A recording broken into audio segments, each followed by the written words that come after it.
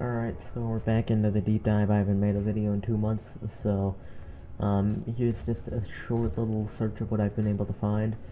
You go to a little YouTube statistical website, and then you go into his channel, and it's terminated. So yeah, my comments said this, but I wanted to confirm it. And then now I'm on his Instagram, or his Facebook. Again, YouTube is gone, which is very good, and he has started free videos on Patreon.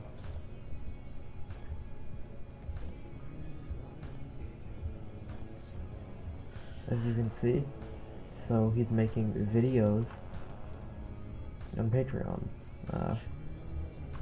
So we're gonna go back and look at these, as well as go over some of the evidence that I compiled earlier. Alright, so let's start looking at domestic counterinsurgency. Do your part, says this guy who was arrested for threats of violence.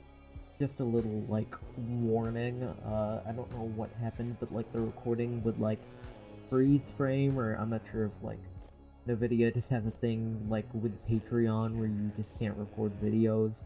But, the videos won't show, and this is kind of a quick video because I have shit to do.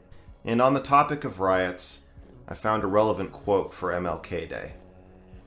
The limitation of riots, moral questions aside, is that they cannot win, and their participants know it. Hence, rioting is not revolutionary, but reactionary, because it invites defeat. It involves an emotional catharsis, but it must be followed by a sense of futility. Yeah, I don't think MLK would want his words to be repeated by a pedophile. Just a thought, but I don't think MLK supports pedophiles. And, personally, I think he would want you to die. Yeah, well, I'm not gonna finish that clip because it gave me AIDS, and I don't think anyone wants to actually watch that. So instead, I'm gonna start looking back at the video that got us here.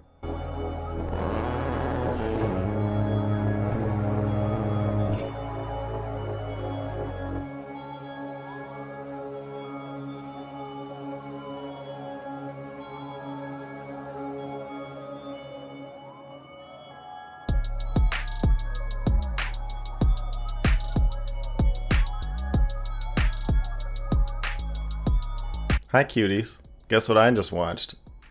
So if you're not familiar, Cuties is a film that Netflix just bought from director Maimouna Doucouré. She's a French woman, and she made this film that has sparked some controversy.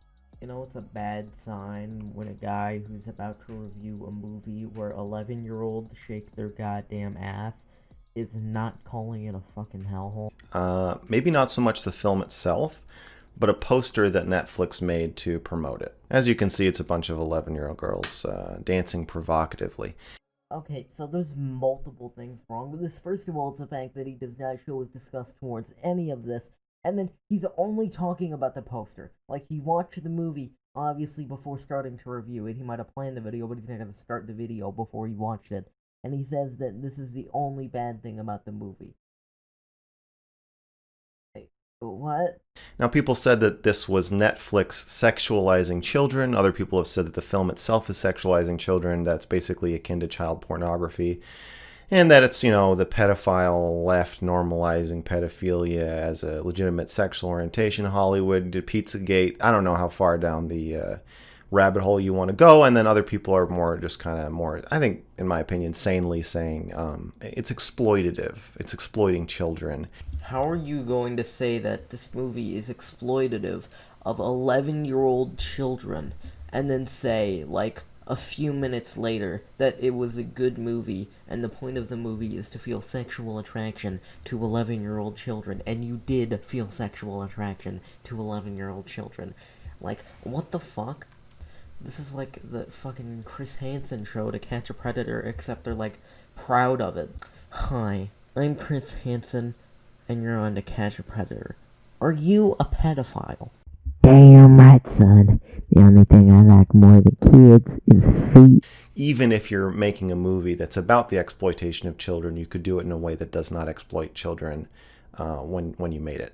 How are you gonna give it all this criticism about all of these subjects that is valid criticism, and then do the exact opposite thing and then call it a good movie? Like, what the hell, man? So that's just a little background. That's why I ended up watching this movie. Now, it's a solid film. It's a good movie. Definitely better than most movies. And we'll talk about that. We'll talk about the movie itself. But right off the bat, just first impressions regarding the controversy. This film does try to make you sexually aroused by 11-year-olds. And I'll say it's not bad at it.